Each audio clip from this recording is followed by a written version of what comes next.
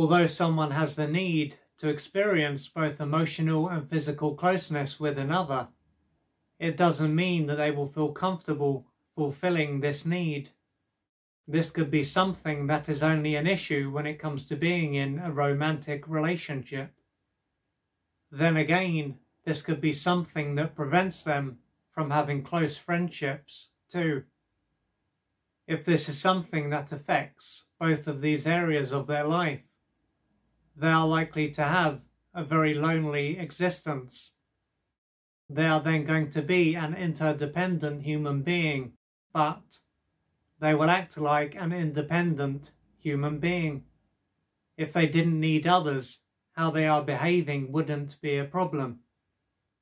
However, as they will want to experience closeness, they are not going to be choosing to keep others at a distance. Ultimately, this is likely to be seen as something that is out of their control. Although there is only one of them, then, part of them will want to deeply connect to others, and another stronger part of them won't feel comfortable doing so. Due to this, it could be as though someone or something else is in control of them. Irrespective of if they're at the beginning of their life or further along their own path, they could be well and truly fed up with what is going on. They might wonder if their life will ever change, or if it will always be the same. Yet, along with the pain that they will experience through being deprived of human contact and experiencing life in this way, there can also be the pain that they experience through criticizing themselves.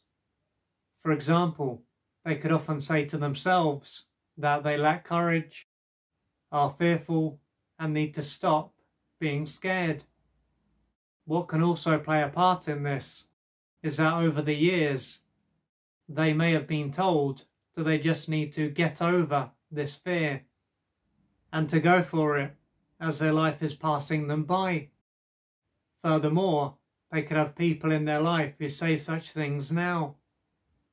So what they are going through by being deprived is going to be made worse by the fact that they can feel like a failure and as though they are just acting fearful for no reason. Unlike those who have fears and just face them, then they can see themselves as being weak and even as having something inherently wrong with them. Naturally, they will be going through enough without them laying into themselves. Also, they're going to need to have people in their life that support them, not make their life even worse. If they were to imagine getting physically and emotionally close to another, so sharing their inner world with them, this can be a time when they will be filled with anxiety. Additionally, they can be filled with panic and have the need to run away, or they can end up shutting down and lose the ability to feel anything. At this point, it will be clear that getting close to another person is not seen as something that is beneficial to a big part of them, and is actually seen as something that is a threat to their very survival. Taking this into account, it is to be expected that they have avoided intimacy for however long and will continue to do so. Thanks to what takes place when they do attempt to experience intimacy, it is not just going to be a case of them facing their fear and doing it anyway. All this will do is to cause them to end up being overwhelmed and perhaps to soon shut down. Therefore, even if they do face their fear, if they don't end up having the need to flee and shut down, they won't be able to truly connect with another, as they won't be aware of how they feel. What this emphasizes is that facing the fear and doing it anyway is not always the answer. If this is how they have been for as long as they can remember, it could show that their early years were not very nurturing. This may have been a time when they were deeply wounded by one or both of their parents and or others. and as they were powerless and totally dependent, they wouldn't have been able to do anything about what was going on. And what these experiences would have also done is stop them from developing a felt sense of safety, security, and the ability to trust others. To handle what was going on, they would have automatically disconnected from themselves and gone into a shutdown, frozen, and collapsed state. Leaving their environment wouldn't have been an option, so they had to leave themselves. What took place would have also been personalized, as they were egocentric, with this causing them to develop a felt sense of being worthless and unlovable. Many, many years will have passed since that stage of their life, but most, if not all, of the pain and arousal that they experienced will still be held inside them. Considering how brutal their early years will have been, it is not a surprise that they have the need to keep people at bay. Not everyone will be like the person or people that harm them, but their underdeveloped brain would have generalized the experience in order to protect them, in addition to the pain and arousal that they experienced.